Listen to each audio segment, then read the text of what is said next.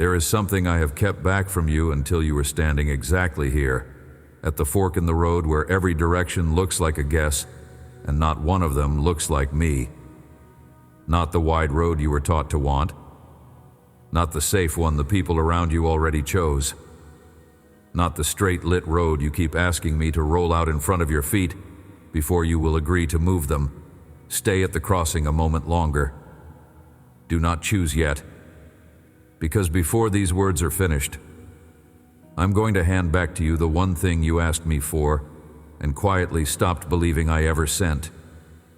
You asked me for a sign. I heard it. Not the careful version you prayed where someone might overhear you. The other one. The one you breathed out alone on the dark road when you were too tired to keep pretending you knew where you were going. You said, "Just show me. Show me which way. Give me something I cannot miss. Something in the sky. Something with my name on it. And I promise I will follow." Then you stood at the edge of the road, watching the far end of it for a light that would settle everything at once. And when the distance stayed dim, you decided the silence was your answer. The answer was no. It was never no. I have been answering you the whole time you stood there, only not from the direction your eyes were fixed on. You have been searching the road ahead for a sign. The word I sent has been coming to you. From behind. Before we walk any further, rest 2 fingers lightly at the base of your throat, in the small hollow where a word begins to take shape before you have decided to speak it. Feel how still it is there right now. That is the place I speak into. Not over your head, not shouted across the valley, but low and close from just past your shoulder. In the quiet register you save for the things you only half dare to hope. Leave your fingers there, a breath longer. Let the road go quiet under us. Hold on to this line while we go. You will reach for it again before the end. The sign you kept begging me to set out ahead of you was always meant to arrive as a voice at your back. I have watched you stand at this crossing far longer than you would admit to anyone. The one holding 2 futures in the same tired hand, turning them over in the dark, unable to set either one down. There is a person who has read the same decision 40 times, who still cannot feel which way is me, and which way is only fear wearing my voice. A woman sits in a parked car at the end of a driveway, the engine running. Both roads equally open in front of her, waiting for something outside herself to tip the wheel. A man keeps one door propped open in his mind, his whole ordinary life behind the other. He refuses to step through either, in case he steps wrong. None of this looks like faith to you anymore. To me, it has always looked like someone who wants to follow. Someone simply terrified of following in the wrong direction. I have seen the smaller crossings too, the ones no map would ever mark. The message you have started and deleted 4 times, because you cannot tell whether reaching out is courage or foolishness. The word you almost said at the dinner table and swallowed instead. The road you took years ago. The one you keep glancing back down, wondering whether the turn was me or only your own wanting dressed up in borrowed certainty. You have carried the weight of every one of those choices, as though the whole burden of getting it right rested on a person standing at a fork, with no one beside them. You were never standing there alone. I have never once let you reach a crossing I did not reach first. There is a particular kind of tiredness that settles into a person who has been waiting a long time for direction. It is not the tiredness of a hard day's walking.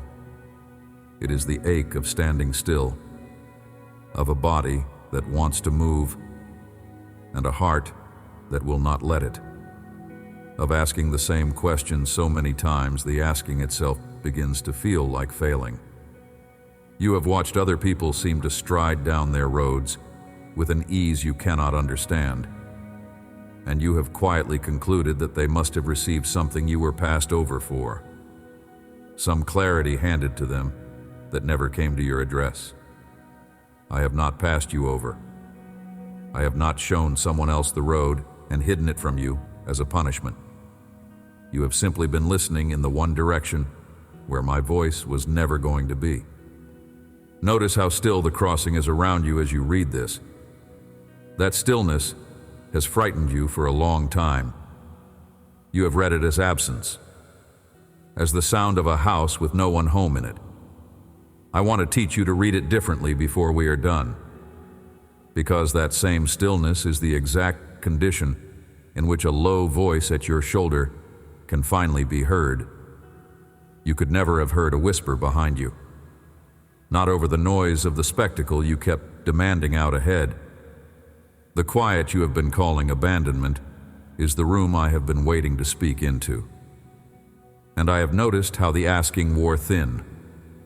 In the beginning, you prayed about the road with your whole chest, certain that if you only asked clearly enough, I would draw the way in the dust at your feet.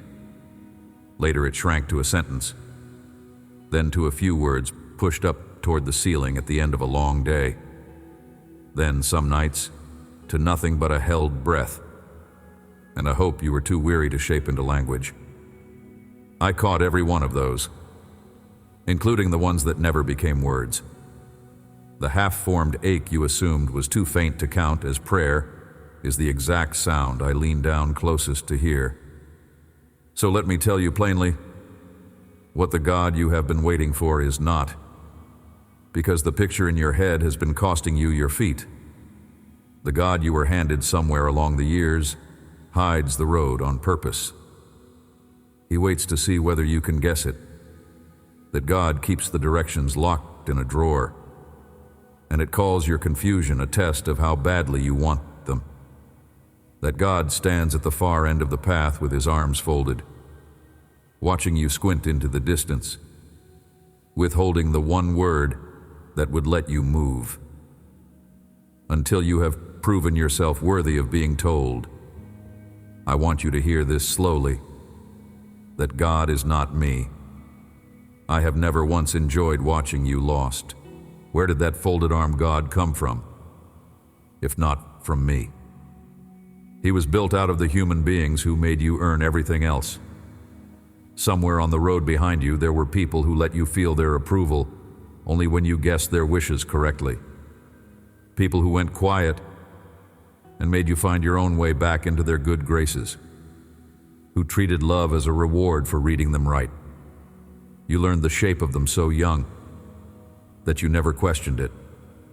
And later, when you turned to look for me, you found their outline standing where I should have been. You called it God, and you have been trying to satisfy it ever since. That silhouette was never mine. I let you draw it over my face by mistake, and I have been waiting a long time for a chance to step out from behind it. The one actually walking this road with you does not hide the way to see if you deserve it. I am not a riddle you have to solve before I will love you enough to point. I am not standing far off with the map behind my back. Look again at where my voice has been coming from. Not from the unreachable horizon you keep straining toward. From just behind you, near enough to touch your shoulder, close enough that you could have heard it.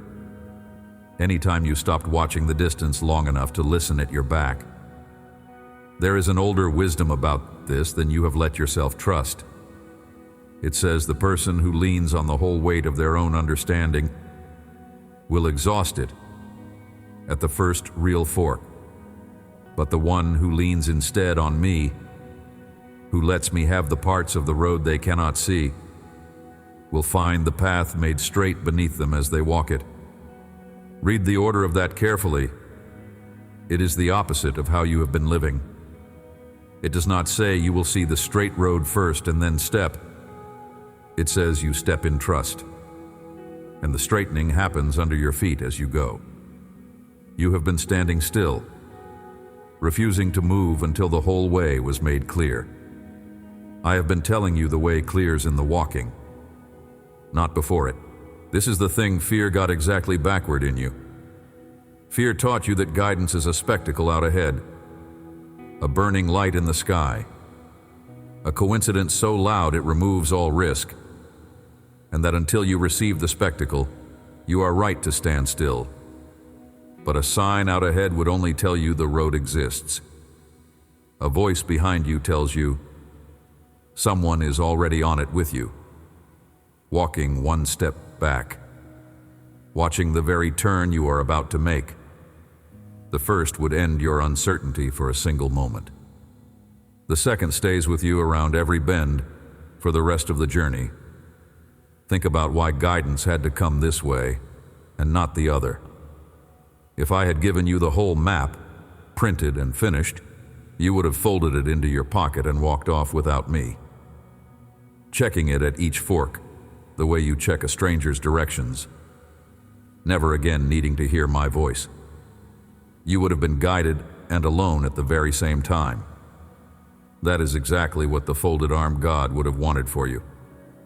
A life of correct turns and no companion. But I did not go looking for you on this road in order to make myself unnecessary to you 2 miles down it. I came to walk with you all the way. And a voice for the next step is the only kind of guidance that keeps a walker turning to listen. The map ends the conversation. The voice keeps it going for the length of the whole journey home. And I know what you have done with the wrong turns you have already taken. You have used them as evidence against your own ability to hear me. You told yourself that if you had truly been listening, you would never have chosen that road. And since you did choose it, you must not be someone I speak to. So you stopped trusting your own feet entirely. And now you cannot move at all. Hear me carefully. A wrong turn is not proof that I stopped speaking. It is proof only that you are a person walking a real road with real bends in it. The same as every son and daughter I have ever led. The voice does not go silent when you drift. It follows you into the drift and turns you around. There is an old promise I set down long ago for a whole people who had run clean out of their own directions. They had guessed wrong so many times they no longer trusted their own feet. They had gone looking for signs in every place, except the one where I was actually speaking. And into that exhaustion, I made them a promise about how my guidance would actually come. And I want to read it to you the way I first gave it, before anyone smoothed it into a saying on a wall. Picture them for a moment. They were not so different from you. They were a people who had spent years trying to secure their own future by their own cleverness, forming alliances, hedging every bet, looking to every power on the horizon that might save them, running down road after road that promised safety and delivered none. They were worn out from steering by their own understanding, and they had the wreckage of a dozen wrong turns behind them to show for it. They were exactly the kind of people the folded-arm God would have left standing in the road as a lesson. Instead, into that failure, I made them a promise. Not of a map, not of a spectacle, but of a teacher who would no longer hide, and of a voice they would hear coming from behind them as they walked. I did not write it for scholars to weigh in a quiet room. I wrote it for the ones standing where you are standing now, at the end of their own certainty, half convinced they had missed their turn years back, and I had stopped bothering to lead them. I wrote it for the woman in the parked car. I wrote it for the man who will not step through either door. I wrote it for you, watching the wrong end of the road for a light that was never going to come from there. I gave that same people another word around the same stretch of their history, that the plans I held for them were plans for their welfare and not for their harm, to give them a future and a hope. I did not say that so they could stop moving and wait for the future to arrive on its own. I said it so they could take the next step, trusting the one who already knew where the road led. If that sentence just found the exact place in you that has been frozen at a fork, tired of guessing and afraid to move, name it. One word, wherever you are sitting. Not for anyone else to see. Only as a small honesty told out loud to the one already standing on the road at your back. Here is what I said.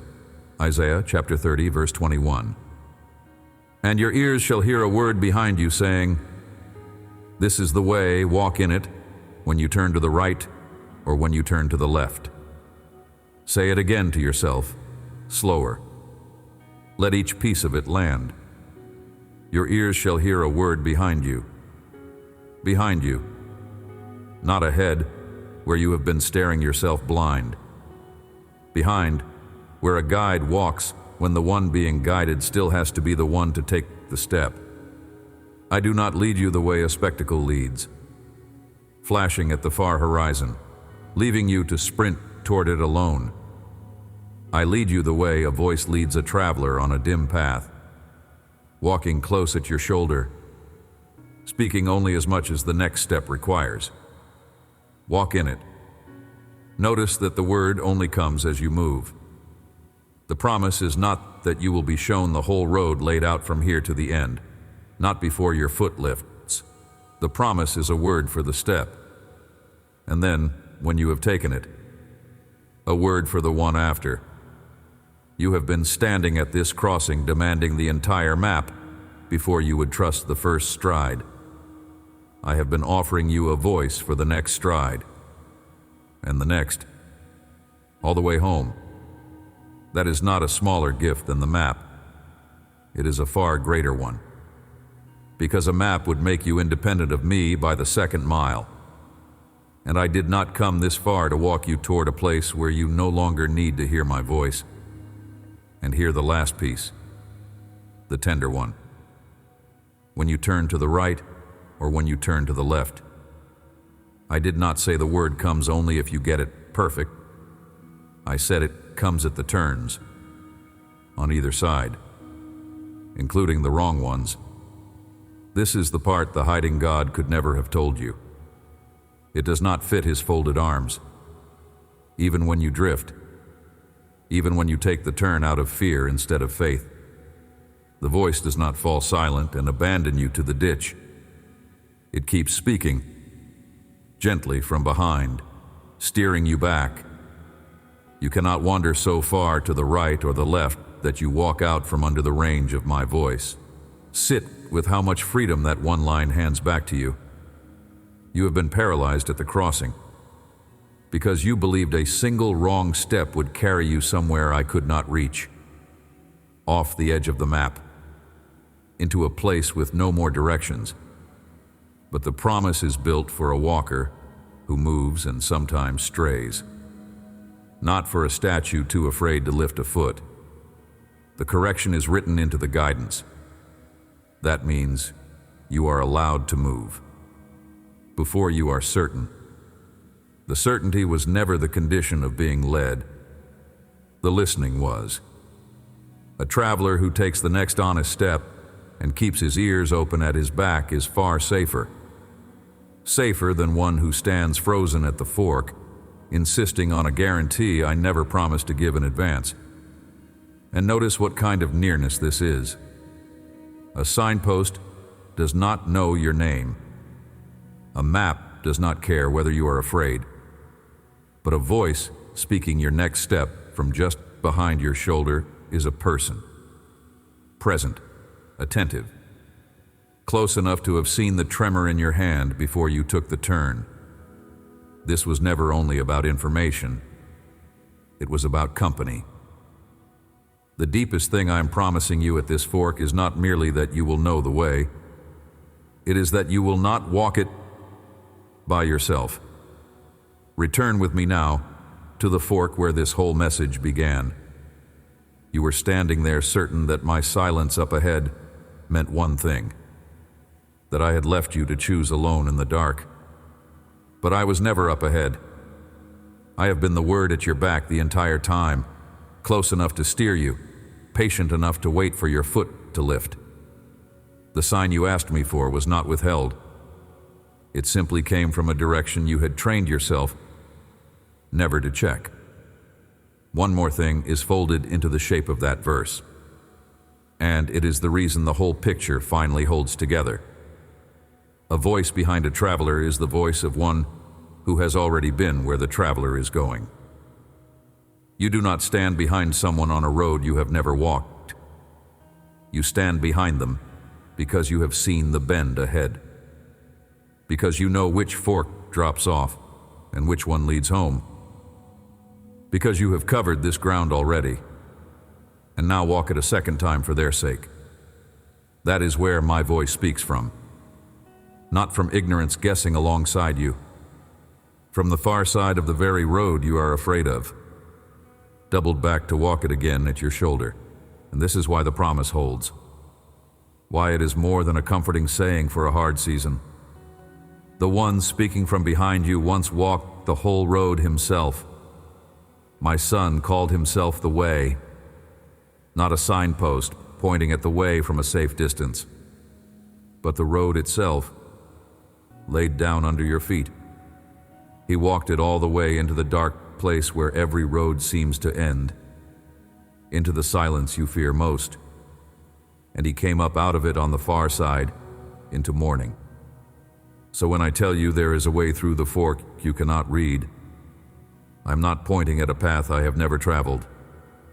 I am telling you about ground I have already broken with my own steps, ahead of you and beneath you, so that no turn you take can lead somewhere I have not already been. So here is something small you can carry onto the road this week, if you want it. The next time you reach a crossing, however small, do not stand there waiting for the sky to open. Take one honest step in the direction that looks most like love, most like me, and then listen. Not out ahead, but low and close. For the correction or the confirmation that comes from behind, you may hear nothing clear the first time, or the 10th. But somewhere down the road you will notice something. You have been steered 100 small times by a voice you had stopped straining to hear, only because it was never where you were looking. Let one slow breath go all the way out now, longer and emptier than the breath you drew in, the way you would set down a heavy bag at the end of a long walk rather than keep gripping it. You do not have to hold the whole map to take the next step. You were never asked to. You were only ever asked to move and to listen behind you as you move. There is a smaller practice inside that one, if you want it. When the fear at the crossing rises and tells you that you must have certainty before you are allowed to move, try answering it out loud.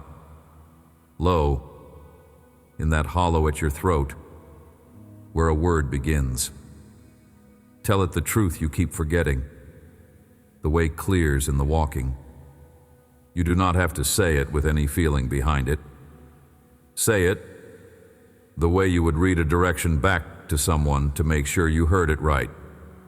You may not believe your own voice the first several times, but a thing said honestly enough times begins to reshape the ear that keeps hearing it. And slowly you will find yourself less afraid of the fork and more attentive to the voice. And be gentle with how long this takes to feel true. You have spent years training yourself to watch the wrong end of the road. And an old habit of looking does not turn around in an afternoon. There will be crossings this week where you forget everything I have told you, where you stand frozen out of sheer reflex, staring at the horizon again. When you catch yourself doing it, do not treat it as proof that nothing has changed.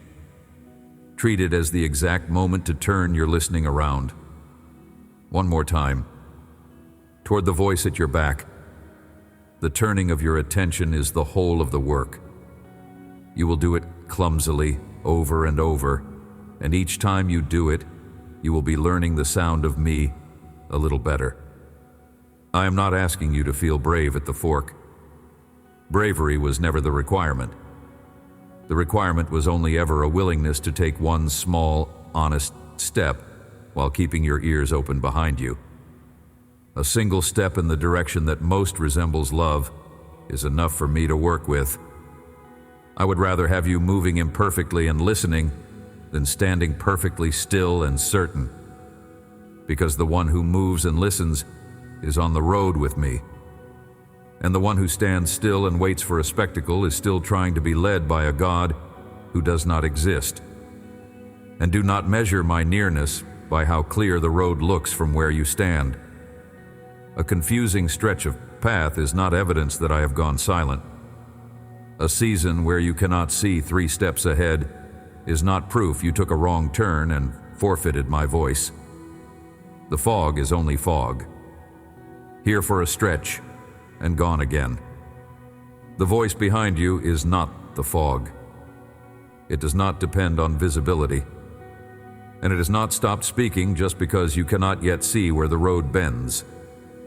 I am not going to hand you a sign in the sky with a date written on it, and I need you to know that is not me being withholding. It is me refusing to give you a counterfeit and call it guidance. Anyone promising you a lightning bolt of certainty that removes all risk and all trust is not describing the way I have ever led anyone I love. I lead the way a shepherd leads through country the sheep cannot see across. One word at a time, close at the shoulder. That is not the poorer version of being led. It is the whole of it. Think of how a traveler learns a road at dusk with someone who knows it walking just behind. He does not see far. He sees only the ground his own steps are about to touch, and he trusts the voice at his shoulder for the rest. He steps, and the next stretch appears. He steps again, and a little more of the way comes clear. He never once holds the whole road in his mind at a single time, and he arrives anyway, because the arriving was never his job to engineer. It was only his job to keep walking and keep listening. That is the entire craft of being led by me. Not certainty, not a spectacle that ends all risk. Just the next honest step, an ear kept open behind him, and a companion who has walked this exact ground before and doubled back to walk it with him now. The sign was never a spectacle ahead of you. It was a word behind you. You have not missed your turn. You have not walked past the last exit of my patience. The voice that named the way is still speaking, still close, still steady, at your back where it has always been, waiting only for your foot to lift so it can tell you the next thing. Amen. Before you go, let me ask you one thing, and answer it if you can. Which road did you stop walking because you were waiting for a sign that never came the way you expected it? Name it in the comments. I read them, everyone. And if someone came to mind while you listened, someone standing frozen at a fork of their own, tired of guessing in the dark, pass this along so the voice can reach them from behind too.